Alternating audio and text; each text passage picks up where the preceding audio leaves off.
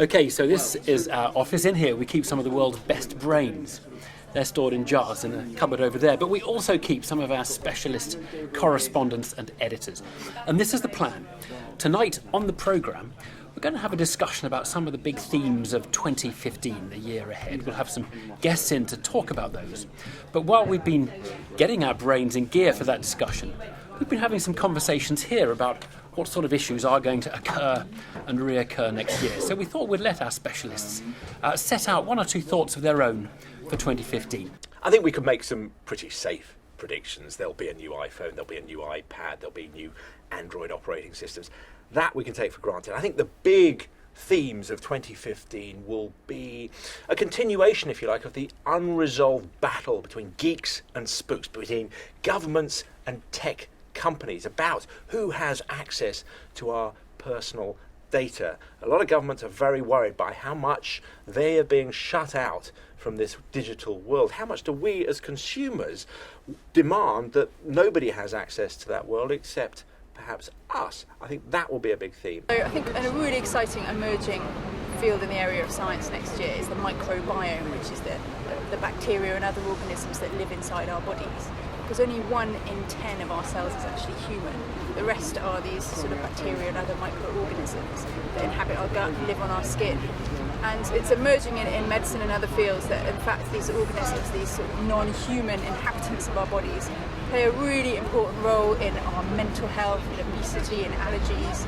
And what's happened is over time we've started to live more in cities, we're less exposed to animals like the lovely sheep behind me. And what that's meant is that the number and variety of bacteria we're exposed to has dramatically reduced, and that could be causing a number of health problems that we see today. Hostages to fortune for 2015. First one is the Eurozone. 2015 has got to be the year that something gives, that we get out of this grinding stagnation and recession in Southern Europe, that something breaks, and it looks like that could be the politics.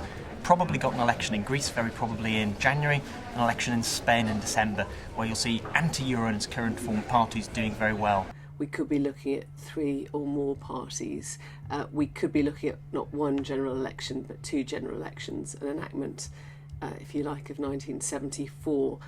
And I think what that means is that we may be into an era of post-manifesto elections. What do I mean by that? I mean that Nick Clegg learnt the hard way.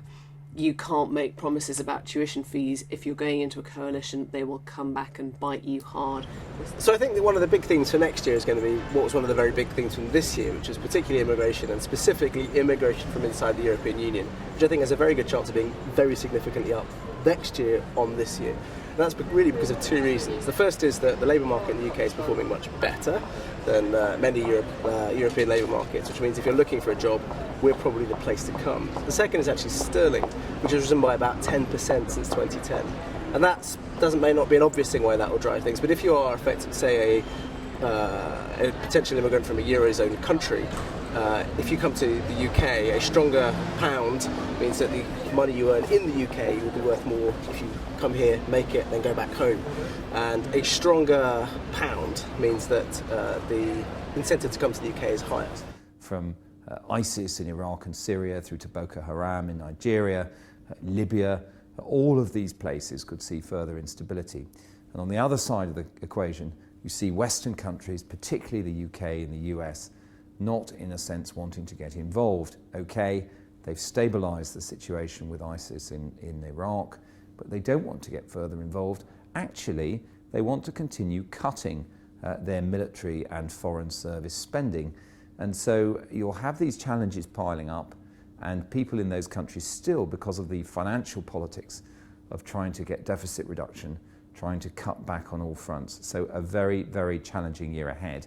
All right, so there were some thoughts of our crack home team at Newsnight. You might have thoughts of your own. We'd be interested to hear them. You can tweet them to us at BBC Newsnight.